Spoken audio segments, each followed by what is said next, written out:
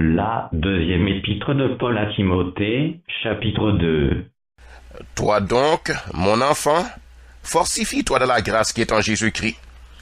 Et ce que tu as entendu de moi en présence de beaucoup de témoins, confie-le à des hommes fidèles qui soient capables de l'enseigner aussi à d'autres. Souffre avec moi comme un bon soldat de Jésus-Christ. Il n'est pas de soldat qui s'embarrasse des affaires de la vie s'il veut plaire à celui qui l'a enrôlé. Et l'athlète n'est pas couronné s'il n'a pas combattu suivant les règles. Il faut que le laboureur travaille avant de recueillir les fruits. Comprends ce que je dis, car le Seigneur te donnera de l'intelligence en toutes choses. Souviens-toi de Jésus-Christ, issu de la postérité de David, ressuscité des morts, selon mon évangile, pour lequel je souffre jusqu'à être lié comme un malfaiteur. Mais la parole de Dieu n'est pas liée. C'est pourquoi je supporte tout à cause de tes élus, afin qu'eux aussi obtiennent le salut qui est en Jésus-Christ avec la gloire éternelle. Cette parole est certaine. Si nous sommes morts avec lui, nous vivrons aussi avec lui. Si nous persévérons, nous régnerons aussi avec lui.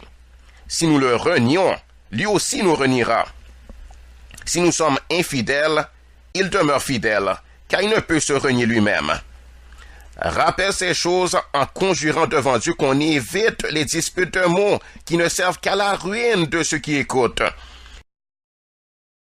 Efforce-toi de te présenter devant Dieu comme un homme éprouvé, un ouvrier qui n'a point à rougir, qui dispense droitement la parole de la vérité. Évite les discours vains et profanes, car ceux qui les tiennent avanceront toujours plus dans les piétés, et leur parole rongera comme la grande graine. De ce nombre sont Hyménée et Philette, qui se sont détournés de la vérité, disant que la résurrection est déjà arrivée et qui renverse la foi de quelques-uns. Néanmoins, le solide fondement de Dieu reste debout, avec ses paroles qui lui servent de sceau. Le Seigneur connaît ceux qui lui appartiennent, et quiconque prononce le nom du Seigneur, qu'il s'éloigne de l'iniquité.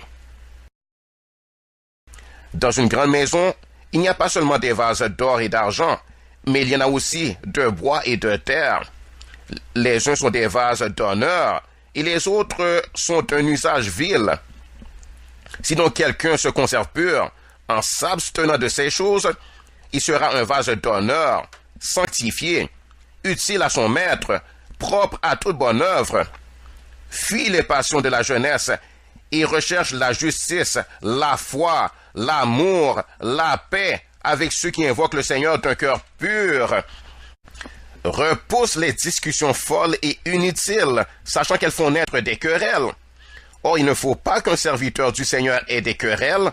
Il doit au contraire avoir de la condescendance pour tous, être propre à enseigner, doué de patience. Il doit redresser avec douceur les adversaires, dans l'espérance que Dieu leur donnera la repentance pour arriver à la connaissance de la vérité, et que, revenus à leur bon sens, ils se dégageront des pièges du diable qui s'est emparé d'eux pour les soumettre à sa volonté.